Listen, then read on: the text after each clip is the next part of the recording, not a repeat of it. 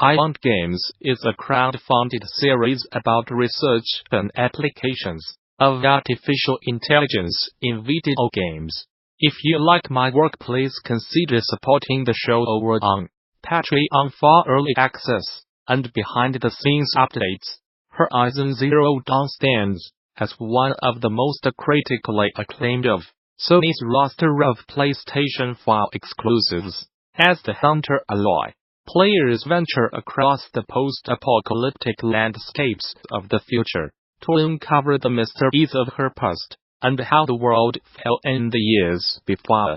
Humanity's fall from grace has led to the rise of the machines, robots of varying shapes and sizes that now run free across the lands. These robotic animals are intelligent, coordinated and lethal, requiring quick thinking to survive and even greater preparation and planning to successfully destroy. In this first of a two-part series, I'm exploring the gameplay and decision-making systems that bring these creatures to life and power the core gameplay experience. I will be looking at not only how they make decisions to scavenge, to hunt and to survive, but how they coordinate themselves in the wider world either individually or as part of a hers. Plus, I explore how the game creates an ecosystem of machines that is balanced and managed across the many territories and regions of the new world. Warning: story spoilers for Horizon Zero Dawn.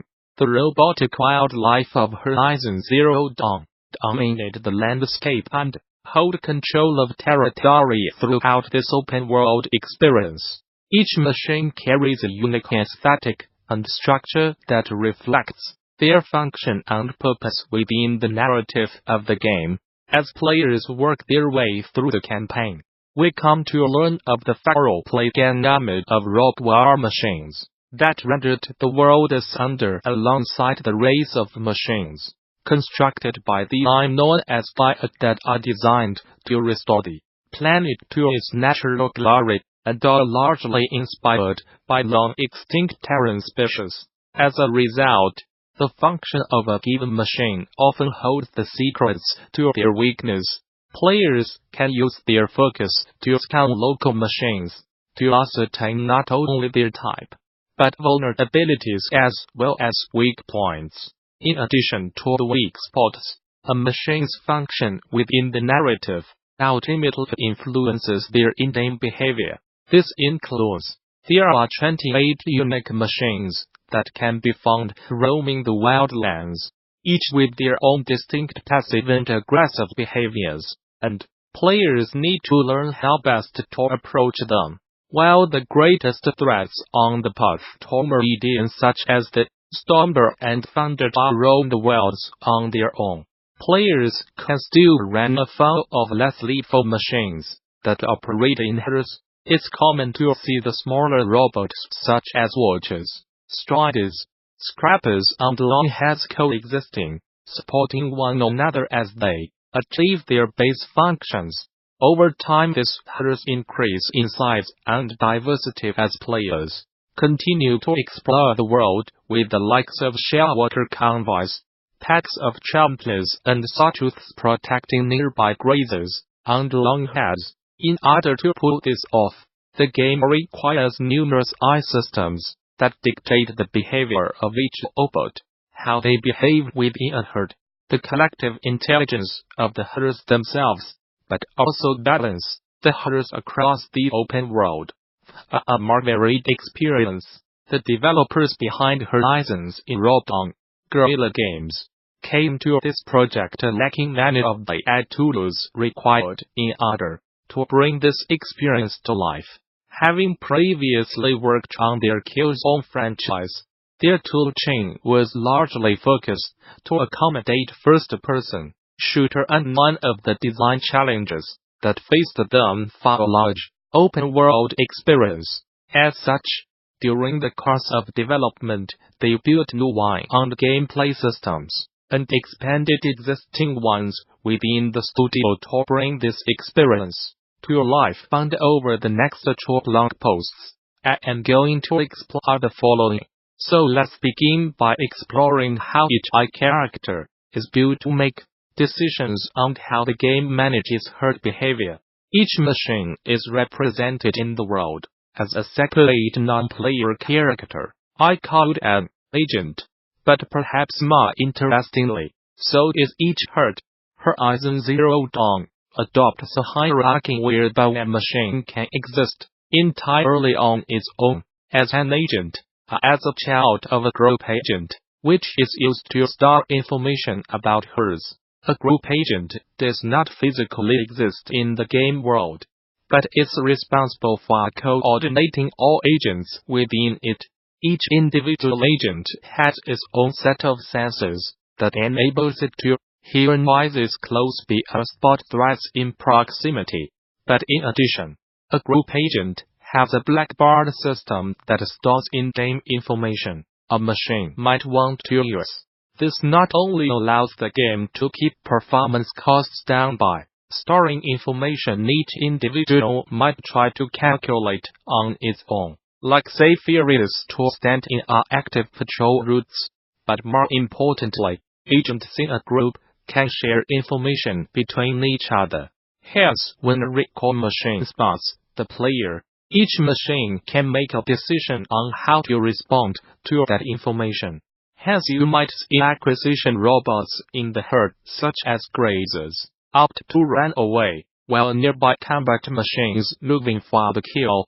Now, the actual system used in Horizon Zero Dawn is called a hierarchical task network planner. Unlike the planning systems used in games such as F, E, A, R, that planned one action after the other, Han planning generates plans comprised of action macros. Each macro contains multiple actions in a set sequence. This is ideal for game development given designers can put together macros of good behavior they expect to see in-game. I have previously explored how Han planning was used in Transformers, Fall of Cybertron.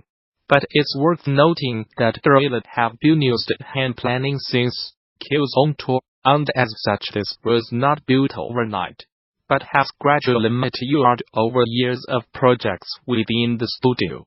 The Han planner is used in two capacities by machines. Individual agents can ask for a plan of action to resolve a specific task, such as finding new areas to visit, attacking a human, or fleeing to safety. Meanwhile, group agents can run plans that dictate what goals individual agents should be assigned. Allows groups to actively pass information between one another within a hierarchy and potentially form new subgroups or destroy existing ones. In short, each individual machine is still largely responsible for their own behavior and addressing the goals assigned to them, and uses the planner to make decisions. Meanwhile, the groups keep individuals coordinated, regroup them based upon what's happening in the world, and perhaps critically assign roles to each machine such that they know what their job is to support the herd. Now, with all of these machines being spawned into the world individually or in groups, how does the game know what machines to spawn in the open world, and where? There are designated sites across the game map, where we can expect specific machines to appear either individually for machines like Thunderbolts and Stormbows, or in flocks, are the likes of Striders, Grazers and Linthawks. However, the rest of the game world is full of herds, comprised of different machines. So how does the game know when spawning in a specific machine where to place it in the world, and what groups to assign it to based on the needs of the world's design? This is achieved courtesy of a system known as the collective. The collective is the supergroup. All machine groups and individual machines exist in the collective.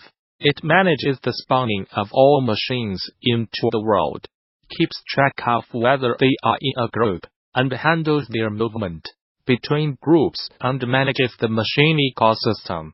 such that performance is not impacted overall. Individual machines in the world can request to join an existing open-world group if they are on their own. This is a useful feature given many machines are left isolated after the rest of the previous group either fled or have been destroyed, so the collective can recycle isolated machines to join other groups. To do this, each machine has a passport.